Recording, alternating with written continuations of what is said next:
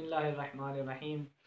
مشرکین کی اسلام کے ساتھ دشمنی کی وجوہات، سبب اور علل، وہ کون سے وجوہات تھے، کون سے سبب تھے کہ جن کی وجہ سے مشرکین اسلام سے دشمنی کیا کرتے تھے؟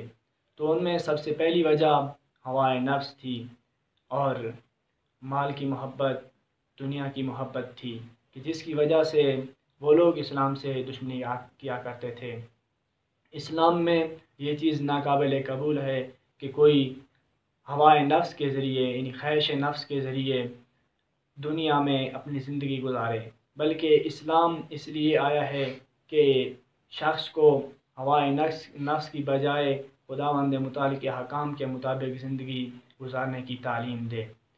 تو ان لوگوں کے بارے میں قرآن مجید میں بھی اللہ تعالیٰ نے فرمایا ہے وَقَالُوا نَحْنُ أَكْثَرُ أَمْوَالًا وَأَوْلَادًا وَمَا نَحْنُ مُعَذِّبِينَ۔ یہ لوگ مال اور دنیا کی محبت میں اس قدر گرفتار تھے کہ یہ کہتے تھے کہ ہمارا یہ مال، ہماری یہ دنیا ہمیشہ رہنے والی ہے، وَمَا نَحْنُ مُعَذِّبِينَ، اور یہ سمجھتے تھے کہ ہمیں عذاب نہیں ہوگا کیونکہ ہم ہمیشہ رہنے والے ہیں۔ تو اللہ تعالیٰ نے پھر ان کی مذمت میں فرمایا کہ وَيْلٌ لِكُلِّ هُمَزَةٍ لُمَزَةٍ الَّذِي جَمَعَ مَالًا وَعَدَّدَهُ، اور فرمایا يَحْسَبُ أَنَّ مَالَهُ أَخْلَدَهُ، کیا یہ لوگ سمجھتے ہیں کہ ان کا مال ہمیشہ کے لیے رہے گا؟ نہیں، یہ ہرگز نہیں ہے۔ تو یہ لوگ، دوسری بات یہ تھی کہ متکبر تھے، تکبر ان میں بہت زیادہ تھا، غرور اور تکبر کی وجہ سے دین سے دشمنی کیا کرتے تھے۔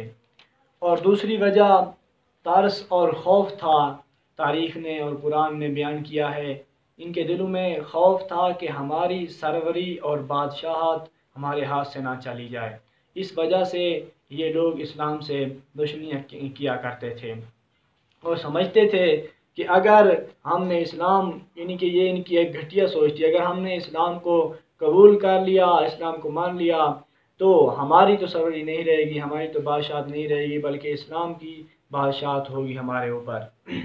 اس طرح قریش اپنے آپ کو خانہ کعبہ کا مجاور سمجھنے کی وجہ سے گمان کیا کرتے تھے کہ ہم مجاور ہیں، ہم آل اللہ ہیں، ہم اللہ کی آل ہیں۔ تو اور بات ان کے دل میں تھی، اسی وجہ سے پھر یہ تکبر کرتے تھے، کیونکہ ہم مجاور خانہ کعبہ ہیں تو ہم سب سے برتر اور اعلیٰ اور فضیلت رکھنے والے ہیں، جبکہ اسلام نے تعلیم دی ہے اور بتایا ہے کہ برتری کا معیار دو چیزیں ہیں، علم اور تقوی۔ جس کا علم اور تقوی زیادہ ہوگا وہ سب سے زیادہ ہے، نہ کہ اور قومیں اپنے آپ پر فخر و گمان کریں اور یہ سوچیں کہ ہم برتر اور اعلیٰ اور افضل ہیں۔ اور یہ گمان کرتے تھے کہ اب اسلام آ گیا ہے تو اسلام باعث بنے گا کہ قریش کے پاس کوئی افتخار باقی نہ رہے، جبکہ اس طرح نہیں تھا۔ اور ہمیں مثالیں ملتی ہیں جنہوں نے اسلام قبول کیا اور اچھے رہے اسلام میں، تو وہ ایک اچھے صحابی شمار کیے جاتے ہیں جو اچھے رہے ہیں۔ اور اس کے ساتھ تیسرا سبب جو ہے وہ ہے اقوام قریش کا بنی ہاشم کے ساتھ دشمنی۔ اقوام قریش کی بنی ہاشم کے ساتھ دشمنی تھی۔ قبیلہ قریش تقریباً ظہور اسلام کے وقت 25 قوموں سے مل کر بنا ہوا قبیلہ تھا۔ ان 25 قوموں میں بنی ہاشم، بنی اسد، بنی امیہ اور بنی مطلب تھے۔ یہ 25 قوموں میں قبیلہ بنی ہاشم کو پہلے سے ہی ممتاز حاصل تھا، ممتاز تھے بنی ہاشم والے، اپنا ایک ان کا معیار تھا، اپنی ایک برتری تھی۔ اس وجہ سے یہ قریش والے دوسرے جو تھے صاحب کے صاحب ان کے ساتھ دشمنی رکھتے تھے، کیونکہ ان کے پاس کوئی خاص ممتاز نہیں تھا۔ جو کام بنی ہاشم والے کرتے تھے، تاریخ بتاتی ہے، جو کام بنی ہاشم والے کرتے تھے دوسرے بھی قبیلہ قریش والے وہی کام انجام دیتے تھے، ان کی اپنی کوئی اس طرح کی برتری نہیں تھی۔ تو اللہ کا کرنا ایسا ہوا کہ اللہ نے انہی بنی ہاشم میں ہی پیغمبری کو رکھ دیا۔ جب اللہ نے پیغمبری کو بنی ہاشم میں رکھا تو یہ قبیلہ قریش والے سب کے سب اب بنی ہاشم کے ساتھ زیادہ حسد کرنے لگے اور زیادہ حسد رکھنے لگے، اور انہوں نے کہا، یہ کہتے تھے کہ ہم نے پہلے اگر بنی ہاشم والوں نے حاجیوں کو پانی پلایا تو ہم نے حاجیوں کو پانی پلایا، انہوں نے حاجیوں کی خدمت کی تو ہم نے حاجیوں کی خدمت کی، انہوں نے اللہ کی راہ میں مال دیا ہم نے دیے، یہ کام جو کرتے تھے ہم کرتے تھے۔ اب انہوں نے پیمبری اپنے اندر سے لے لیا ہے تو ہم پیمبری اپنے اندر سے کیسے پیدا کریں؟ تو اس سے ان کی دشمنی بنی ہاشم کے ساتھ بہت زیادہ ہو گئی۔